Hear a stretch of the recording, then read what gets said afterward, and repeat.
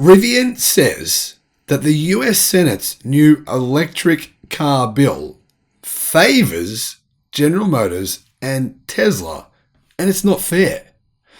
Hello, my friends. Welcome to the channel.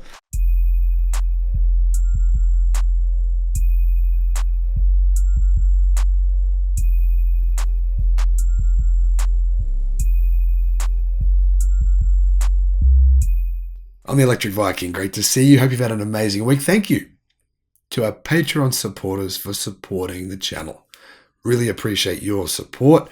Thank you for watching, for tuning in, for subscribing, for supporting really what is the point of this channel, which is the electric vehicle revolution. I actually have an electric car right now sitting in my front yard. I can't legally drive it. I have driven it just quietly between you and me. It's from China.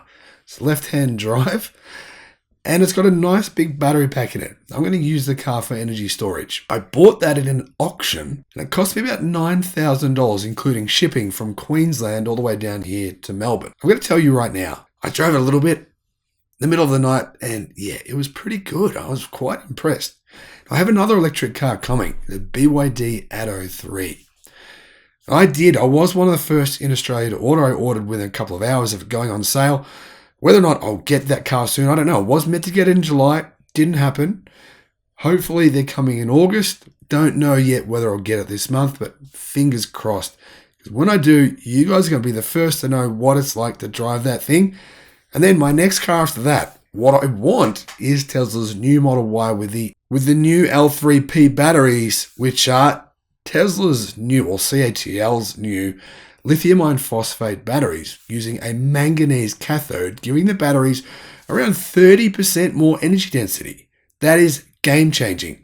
That's what I've been waiting for, and it's the original reason I cancelled my Tesla Model Y order. Now let's get to this news. Quite interesting here what Rivian is saying. Now, do I agree or disagree? Well, first I have to say that the two automakers who have been hard done by over the past 12 months, or in particular more, to be honest, Tesla, they've been most hard done by Tesla and General Motors, because they haven't, well, the buyers of their cars haven't been able to take advantage of the US's $7,500 tax credit. That basically means that companies like Volkswagen, Hyundai, Kia, Ford, Toyota all have a big advantage over Tesla and General Motors. Their customers walk into the dealership and they know straight away that they can get the $7,500 rebate. Tesla and General Motors customers know they can't. Rivian Automotive claims the pending federal legislation intended to incentivize people to buy electric cars, specifically electric cars made in America, not in Mexico,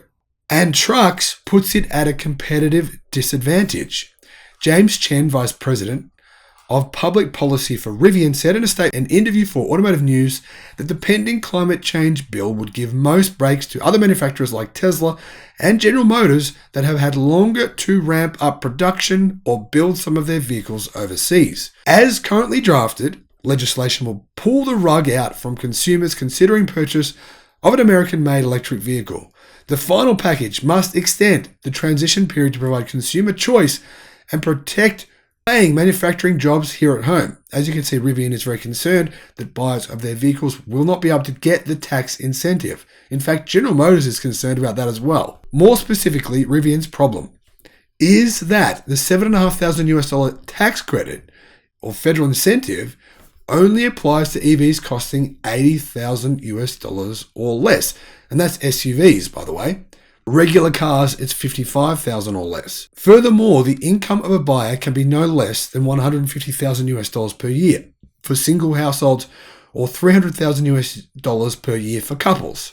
Chen says that as a result, nearly all of our vehicles would be ineligible for incentives, as the company is not planning to offer a lower price model before 2025. What they're saying is, every vehicle they sell between pretty much now and 2025 is going to cost more than $80,000 US dollars. Honestly, that's actually quite a lot of money for a vehicle that's not that big. It's a little bit bigger than a Ford Ranger. It's not a big car. It's not the size of the F-150. It's not the size of the Chevy Silverado. It's a very impressive car.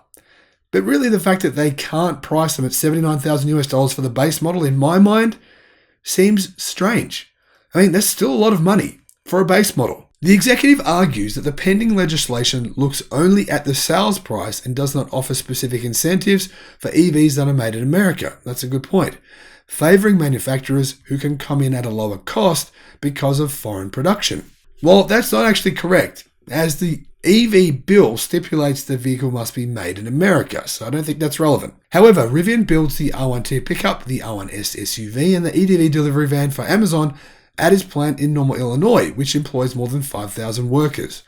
Last week, the company announced it was laying off 50 non-manufacturing jobs at the plant, but said it is still planning to bring in more workers for manufacturing at the factory. The company plans to open a second assembly plant near Atlanta, Georgia in 2025 to build more affordable R2 series EVs. Obviously, though, that's 3 years away. The new provisions in the pending bill, which also remove the production cap of 200,000 vehicles for each manufacturer, which is what will benefit Tesla and General Motors. Obviously, they've made more than 200,000 cars, so they no longer qualify. Might be a response to criticism that incentives are going to wealthy people who don't actually need them. That's a good point. I tend to agree with that. That said, Chem argues that Rivian is just ramping up production and thus has higher costs than Tesla and other companies that have been in the game for longer. In other words, he's saying that Rivian is not really disadvantaged by the new bill. They're disadvantaged by the fact that they're new to the game. That's pretty much what he just said, right?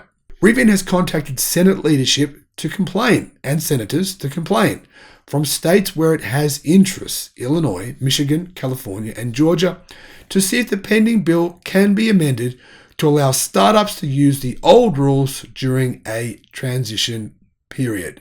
What do you think? Is Rivian right? Do they have a point? Do you agree or do you disagree? Should the rules be changed for companies like, say, Rivian and even Lucid to give them a bit of a heads up, to give them a chance of succeeding and not going bankrupt? Now, personally, you know what I think on Rivian and Lucid. Both of these companies would absolutely go bankrupt if it were not for the fact that they're owned by very, very wealthy families and individuals. Obviously, Lucid is basically owned by the Saudis. Rivian is owned by, well, Jeff Bezos, right? You know, maybe not all of it, but eventually that's what will happen, I think, anyway. By the way, Rivian makes incredibly impressive electric pickup trucks. They've received rave reviews. People love them, but ramping up production has been a huge challenge for the company.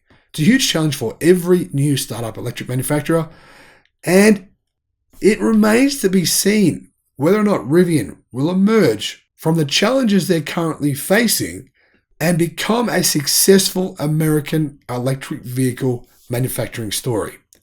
Do you think they will? Do you think they're going to succeed? I want to know what you think in the comment section below. And also, I want you to have a great day. Remember, smile, be positive. The electric revolution, it's here and it's exciting. Thank you for watching. I'll see you again on the next video. Bye-bye.